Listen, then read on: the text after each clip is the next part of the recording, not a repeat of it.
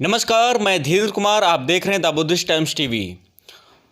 इस वक्त हम मौजूद हैं सीतापुर में और हमारे बीच में हैं आपको बताते चलें, यहाँ पर सीतापुर के अंतर्गत आता है तहसील महोली। महोली के अंतर्गत एक गांव है जिसका नाम है नन्ही कटघरा। इस गांव में कभी कुछ दिन पहले जो है बुद्ध कथा चल रही थी, जिसके सीतापुर के अंतर्गत आता है तहसील महोली। महोली के अंतर्गत एक गांव है जिसका नाम है नन्ही कटघरा। इस गांव में कभी कुछ दिन पहले जो है बुद्ध कथा चल रही थी, कार्यक्रम किया गया था कि हाल ही में इसमें जो है पुलिस प्रशासन ने कुछ लोगों के खिलाफ जो है मुकदमा दर्ज किया है। तो जानते हैं आखिर क्या है पूरा मामला। धीरेन्द्र जी, बहुत बहुत धन्यवाद। आपने जो है ये बात जानी और हमारे पास पूरा मामला समझने के लिए आए।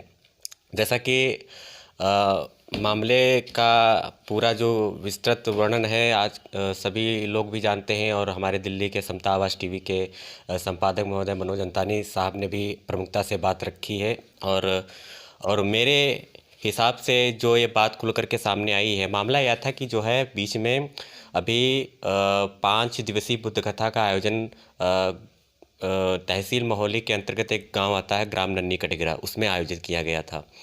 तो वहाँ पर 5 दिवसीय बुद्ध कथा में जो है मुहिम छेड़ी गई लोगों के बीच में। 5 दिवसीय बुद्ध कथा में लोग जो आए हुए थे, लोगों ने विचारों को सुना, ढोंग, पाखंडवाद, अंधविश्वास को जो है उन्होंने जो है जो उनके मन में पहले से कूट कर भरा हुआ था अंदर, उसको बाहर निकालते हुए तथा जो पहले देवी देवताओं को पूजते आए थे, पाखंडवाद को हमेशा से ढोते आए थे, तो उस 5 दिवसीय बुद्ध कथा के बाद में लोगों ने सोचा कि यह काम हम सबसे पहले अपने घरों में बैठे हुए देवी देवताओं को निकालने से शुरुआत करेंगे।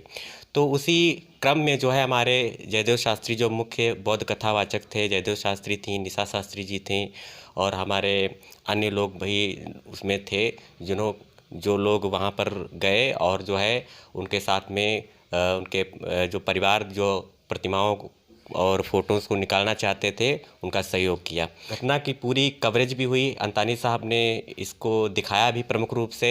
और इसी वीडियो को जो है ढाल बना करके उसमें एक ये भी दिखाया गया उस वीडियो में कि जो है एक युवती जो है टाइल्स को, जो भगवान का टाइल्स है, वो तोड़ते हुए नज़र आ रही है। क्योंकि वो टाइल्स कुल्हाड़ी से तोड़ती हुई नज़र आ रही है, वो इसलिए क्योंकि उस समय जो है निकालना चाहते थे उसको, तो छेनी हथौड़ी मिली नहीं कुछ भी, तो अब उसको निकालना ही था, तो कुल्हाड़ी रखी हुई थी, तो उन्होंने जो है बस कुल्हाड़ी से ही उसको निकालना उचित समझा। मतलब नहीं तो हम जानेंगे क्या इस पर जो है भारत में कानून के हिसाब से काम होता है, भारतीय संविधान पे काम होता है। तो भारतीय संविधान कहता है कि हर वर्ग विशेष को धार्मिक स्वतंत्रता है। तो आखिर क्या वजह रही इन लोगों की, जिन लोगों ने मुकदमा दायर करवाया है, इसमें जो भी लोग हैं, तो इसमें जो है क्या मतलब भारतीय संविधान के ये उल्लंघन नहीं है? इस पे क्या कहेंगे? बिल्कुल, भारतीय संविधान का ये तो उल्लंघन किया गया है कहीं न कहीं। और देखा जाए, देखिए, अब तक वो लोग जो है जो वीडियो के तथ्य के आधार पर पुलिस प्रशासन ने मुकदमा दायर किया है, 4 लोग इसमें नामजद हैं और बाकी लोग भी 4-5 से लोग अज्ञात में नामजद हैं। तो पहले तो ये घटना हुई तो इस पर कोई किसी का ध्यान नहीं गया। ये वीडियो भी प्रसारित हुआ, तकरीबन समता आवाज़ टीवी पर तकरीबन 1.5 से 1.5 लाख लोगों ने देखा भी है। तो कहीं न कहीं से उसी ग्राम प्रधान जो सवर्ण जाति से ताल्लुक़ रखते हैं, वो उनको कहीं न कहीं देखने को मिल गया और वो वीडियो इसी को लेकर के जाकर के थाने में जाकर के गए होंगे और वहाँ पर जो है अपनी वो आपत्ति दर्ज करी होगी। तो उसी वीडियो को ढाल बनाया गया है, कुल मिलाकर के मैं ये कहना चाहूँगा।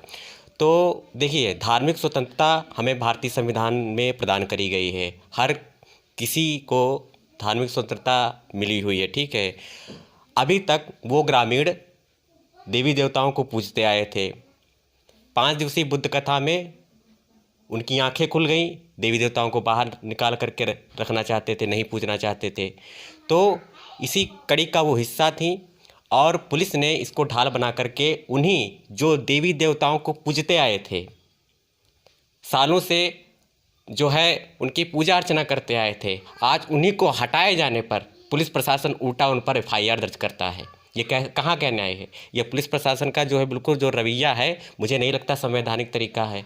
बौद्ध धर्म माना जाता है कि भारत का बहुत ही प्राचीन धर्म है, जिसको भारतीय संविधान निर्माता परम पूज्य डॉक्टर बाबा साहब अम्बेडकर ने 14 अक्टूबर 1956 को नागपुर की पवित्र भूमि दीक्षा भूमि पर जो है उन्होंने धर्मांतरण किया था।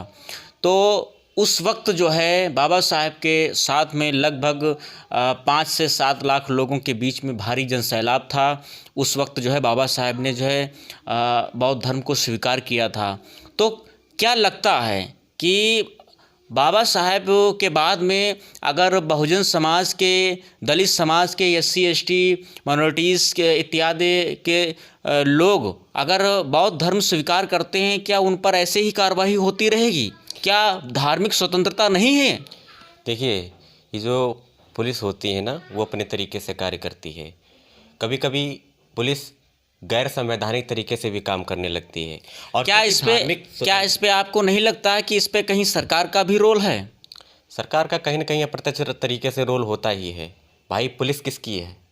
पुलिस कानून के आधार पर चलती है, प्रशासन के आधार पर चलती है, तो कहीं ना कहीं उनमें जो है अप्रत्यक्ष तरीके से उनका रोल होता ही होता है। प्लस बात यहाँ पर ये है कि जो है आज आप ये देख लीजिए कि जो है जो लोग, जो ग्रामीण, जो बेकसूर व्यक्ति उनको पूजते आए थे, आज उनको हटाए जाने पर, उनकी प्रतिमाओं को घर से बाहर निकाल देते हैं तो उन पर FIR दर्ज हो जाती है।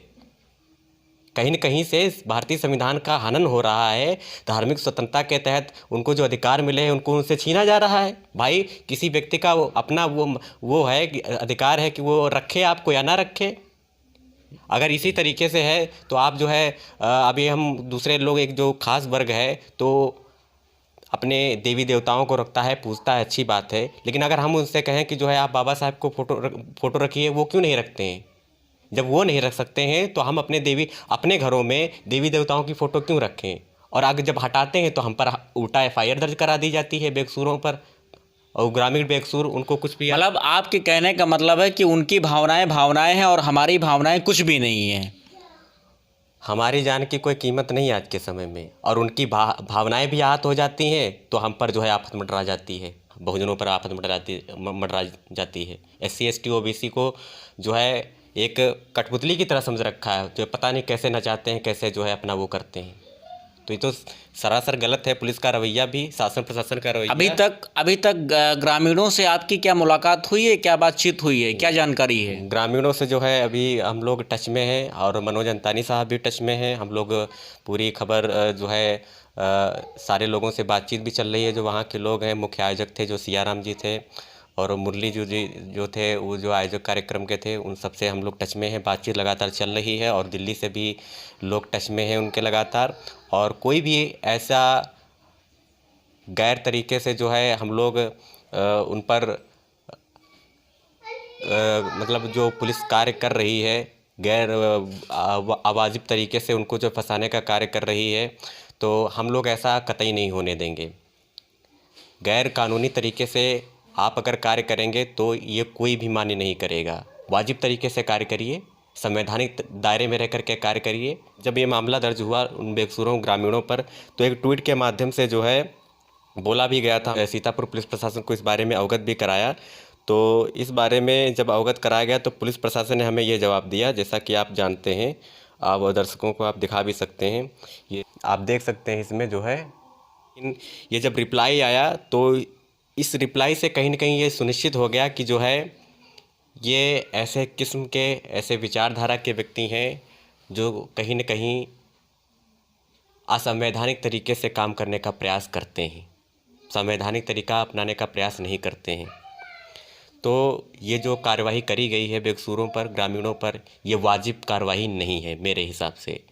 अगर पुलिस इसी तरीके से वाजिब कार्रवाई करती है तो हमको मजबूरन SC ST OBC 85% पूरे समाज को आगे आना पड़ेगा।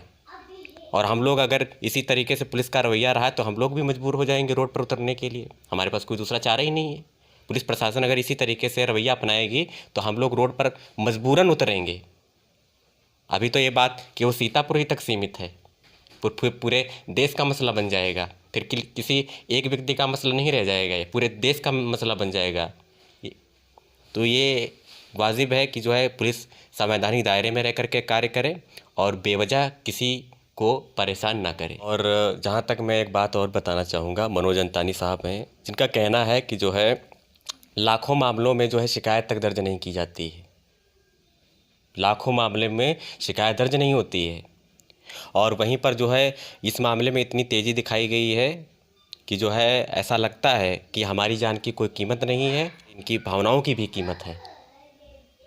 तो मैं यही कहना चाहूँगा कि जो है पुलिस यह रवैया बंद करे, और अगर ऐसा नहीं करती है, बेकसूरों को फंसाती है, तो हम लोग और हमारा पूरा समाज, हमारा SC ST OBC माइनॉरिटीज़ पूरा और अपने छात्र संघ की तरफ से रिपब्लिकन छात्र संघ रोड पर उतरने के लिए मजबूर हो जाएगा, जिसका शासन प्रशासन स्वयं जिम्मेदार होगा।